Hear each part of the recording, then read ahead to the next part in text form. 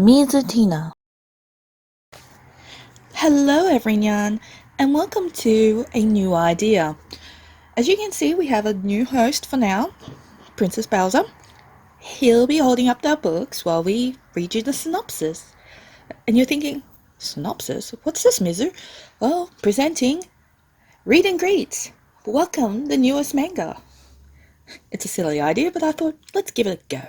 Basically, I will read the synopsis, and I will comment either on what I liked about, or like what I thought about it because I've read it, or what I think it might be about because I haven't read it. So we shall begin with the smallest of them, from Seven Seas. Funnily enough, it also ends as the biggest one too. First we have up is Girl Gohan, which you will see at the end of this month as well. But that's not the fun part. This is the fun part. We'll be reading this. So, number 1, Girl Gohan 2. Turning up the heat.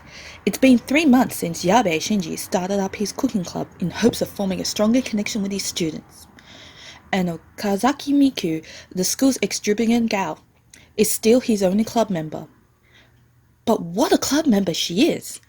Now with summer coming on, Yabe and Miku must deal with an unexpected consequence of all that cooking. Weight gain. Can exercise bring teacher and gal even closer than food?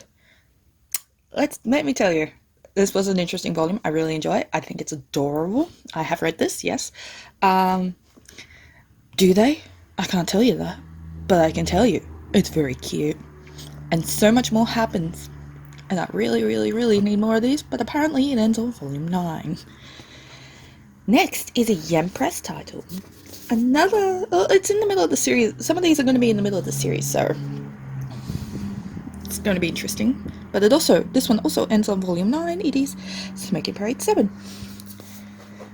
Let's see if I can try and read this from here.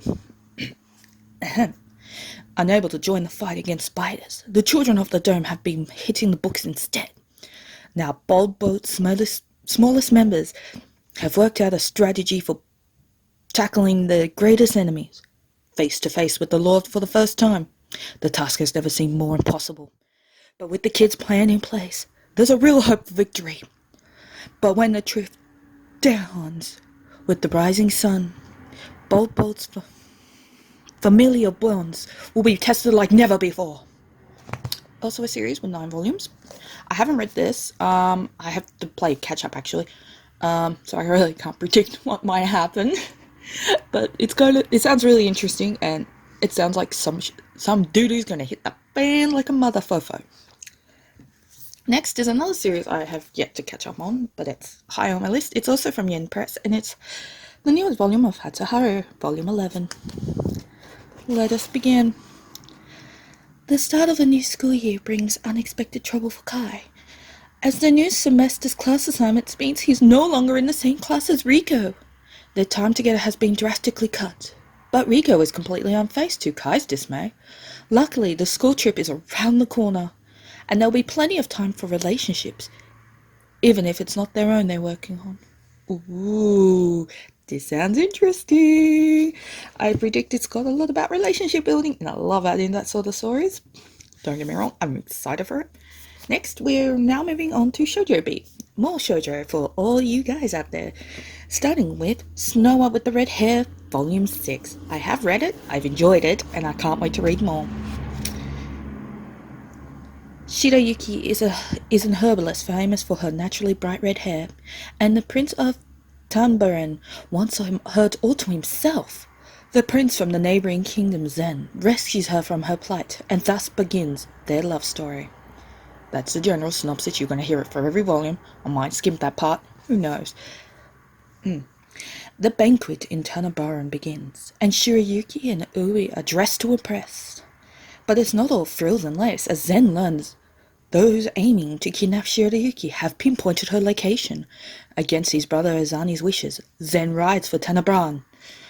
But will he reach Shirayuki before danger strikes? I cannot tell you that. Maybe, maybe not. Possibly. Who knows? Next, we have a brand new series altogether from Shoujo Beat called Love Me, Love Me Not. I know so many people that were so excited for the series. I've read it. It is kind of cute.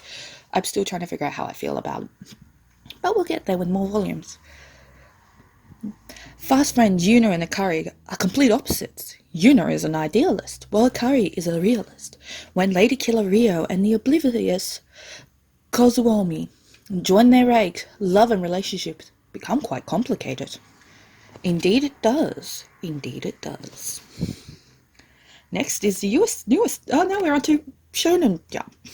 Next on the installment is Food Wars Volume 13. 13. Oh my gosh, that's where I stopped. Now I'm up to date. 34. Shokugeki no Soma. I can't predict what's happening on it. I'm slowly catching up to it myself, so here we go. This year's blue cooking competition has deviated sharply from days of old, and its new harsher trials have many traditional chefs falling by the wayside. Soma, Takumi, and Megumi, however, managed to win their way forward. Now they face a brand of chef whose true abilities have remained cloaked in mystery, the Noir. Just what sort of strange talents do these underworld chefs wield to make them worthy of the blue? Who knows? I haven't got that far, but apparently where I'm up to in volume 23, they start talking about the blue and how Soma's dad's actually got invited to it. It was interesting. Still want to read more. Next is Demon Slayer Kimetsu no Yaiba. I've read this, volume 11. It is really good. I'm enjoying it. And just like Snow White, I got that synopsis thing again. Here we go. In Taisho Edo, Japan, kind-hearted Tenjiro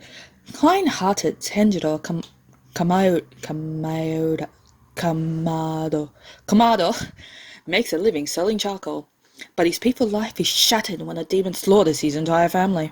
His little sister Nezuko is the only survivor, but she has been transformed into a demon herself.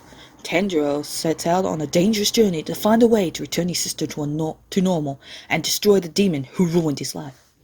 The battle against the powerful sibling demons Gyutaro and Daki is not going well. Although finally able to fight alongside Tanjiro against the monster Zenitsu, Inosuke, and even Hashira Tenjin Uzui may all be overwhelmed. Battling even one of Lord Muzen's 12's Kizuki is hard enough. Can Tanjiro face two of them alone? Does he? Does he not? Who knows? Obviously, he kind of does, because there's a volume 13 onwards. Who knows? He might have died. He might not have died. They might have beaten it. Who knows? Until you read it, like I have. Next is the newest one from Vertical called Bakemonogatari. Yeah, number 3. I like this series, but I don't like the series at the same time. It's really interesting. Here we go. Time to butcher more Japanese. Mayo Hachikuji, a great scholar who meets Kiyomi Araragi,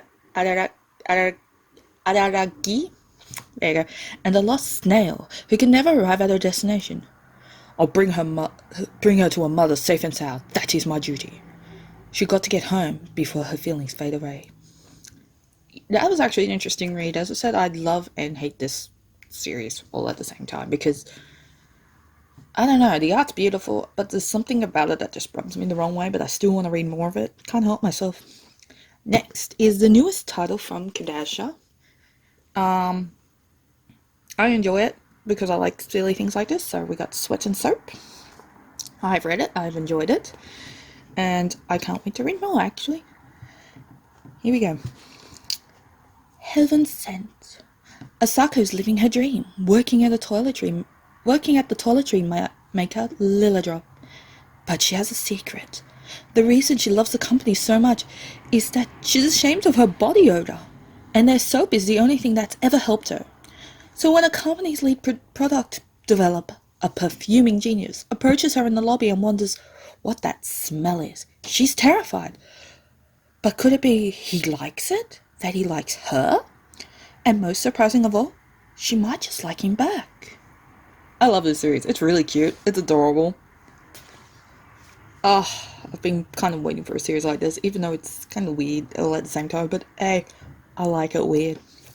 Next is another title, brand new, from Dempa called Pleasure and Corruption, Volume 1. I've had this on pre-order for a while and it's finally out, so it makes me really happy and it's so pretty.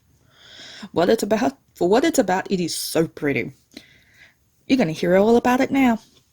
Broken souls, achieving satisfaction through their corruption. Overwhelmed by societal pressures at home and at school, Zen turns to upskirting as a means of rebellion and control. But once he is caught in the act by the student body VP, he is soon taught that control is a two-way street and bondage is more psychological than he ever imagined. Yes, you heard right, bondage. I secretly hope that by supporting this series, they might release Nana Kaoru, which is also about bondage, but it's more romancy, relationship, character building, as well as bondage. But yeah, that's my dream. That's my dream manga. One day I'll get it. Next is a title from Young Press. It's another continuation like Smoking Parade. It's also a volume 7. It is Shibuya Goldfish. I'm really enjoying this series. Now that I'm really into it, but yeah. Hold it, Princess Bowser. Good boy. Shibuya has been a war-aching nightmare since the day the goldfish first appeared. But Uragawa-cho is a whole other horror story.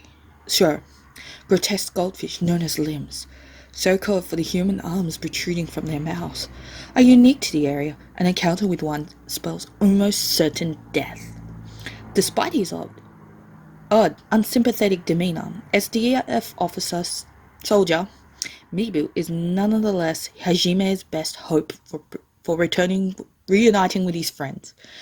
Together they will escape the grasping hands of the limbs, or die trying. It was actually a good read. I like the introduction of the limbs now. It makes it very interesting. And sadly, we're now up to the final manga. Okay, I lied, it's not a manga, it's a light novel.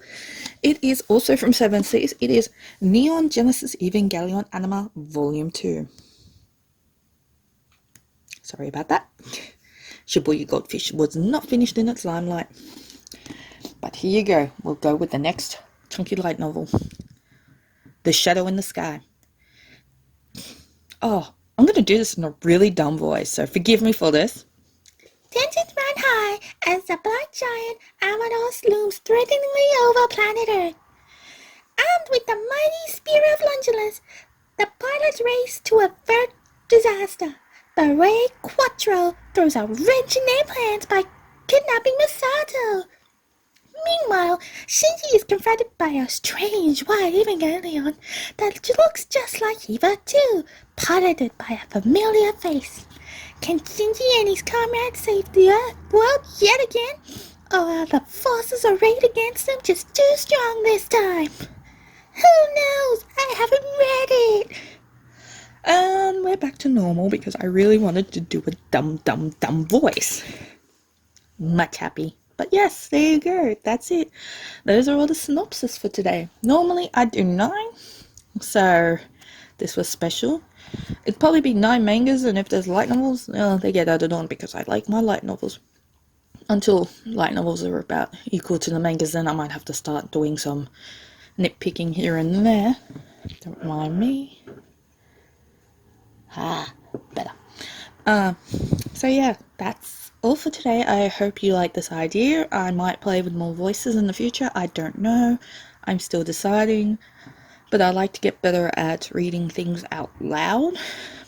So this is sort of a video that helps me practice speaking out loud while reading things, while introducing you to the new mangas that have come out for that month.